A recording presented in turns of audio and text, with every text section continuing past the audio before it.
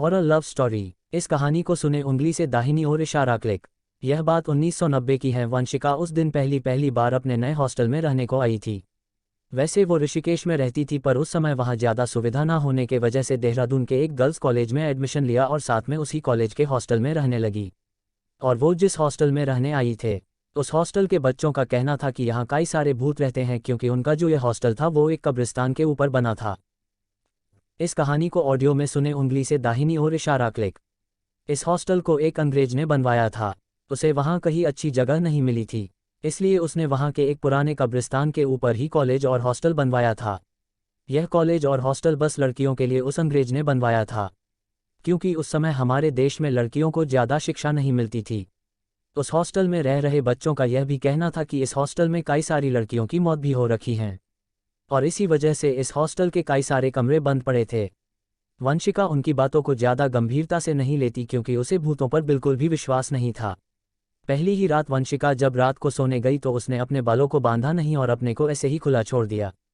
कहते हैं लड़कियों को कभी भी रात को अपने बाल खुले नहीं रखने चाहिए। वंशिका देखने में बड़ी ही सुंदर थी और उसके बड़े बड़े बाल उसकी उस सुंदरता को और बढ़ाते थे।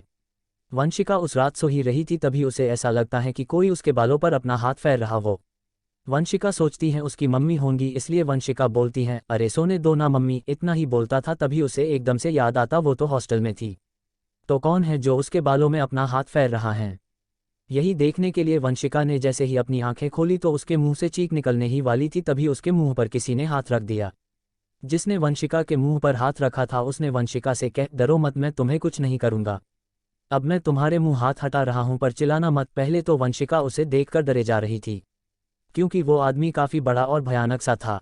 वंशिका फिर हिम्मत करते हुए उससे पूछती है, कौन हो तुम। वंशिका की बात का जवाब देते हुए वो आदमी बोलता है, मैं एक जिन हूँ, मैं यहीं से जा ही रहा था, तभी मेरी नज़र तुम पर पड़ी और मैं तुम्हारे पास आ गया। पता नहीं जिनकी बातें सुनकर या जिनकी आंखों में देखकर वंशिका का डर भी खत्म हो गया था, और बातें करते करते दोनों में दोस्ती भी हो गई थी। कहीं ना कहीं वो जिन वंशिका को पसंद करने लगा था, इसलिए वो रोज रात आता और वंशिका के बालों के साथ खेलने लगता। उसके आते ही वंशिका भी जग कर बैठ जाती और पूरी रात बातें करते रहती। वो जिन रोज रात को आता तो था, पर वंशिका के अलावा किसी और को नहीं दिखता था, और वंशिका के साथ के रूममेट उसको पागल समझने लगे थे, क्योंकि वो सोचते थे कि वंशिका रात में अकेले अपने आप से ही बातें करती रहती हैं।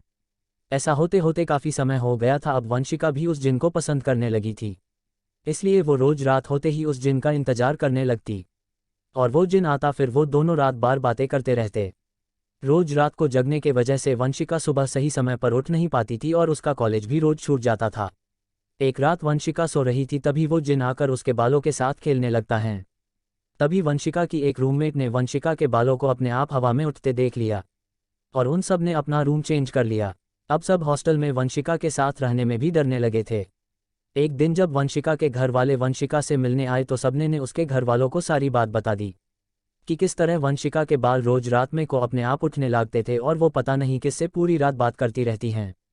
उसके घर वाले सारी बात को समझते हुए वंशिका के पूरे बाल छोटे छोटे करा देते हैं। वंशिका तो अपने बालों को नहीं कटवाना चाहती थी, क्योंकि उसे पता था उस जिन को उसके बाल सबसे ज़्यादा पसंद थे, इसलिए वो कटवाने से मना करे जा रही थी। पर उसके घर वालों ने ज़बरदस्ती उसके बाल छोटे करवा दिए, और जब रात हुई तो वो जिन रोज की तरह वंशिका से मिलने आया तो उसने देखा वंशिका ने अपने बाल कटवा दिए हैं। तो यह देखकर उस जिन को बड़ा ही गुस्सा आया और वंशिका को पूरी रात मारता रहा। उसके चीखने की आवाज़ पूरे हॉस्टल में गूंज रही थी, पर किसी के अंदर हिम्मत नहीं थी कि वो वंशिका के रूम में चले जाए। और सुबह हुई तो सबने उसके रूम में आकर देखा कि वंशिका पूरी तरह से घायल थी। उसके शरीर में कटे हुए के निशान थे, जैसे किसी ने उसके पूरे शरीर में ब्लेड से कटा हो। उस हादसे के बाद वंशिका को अपने साथ ऋषिकेश वापस ले गए। और हॉरर कहानियाँ, आखिरी पिकनिक हॉरर स्टोरी, खून का प्यासा भयानक शैतान, अधूरा सपना हॉरर स्टोरी। आपको ये पोस्ट पसंद आ सकती है।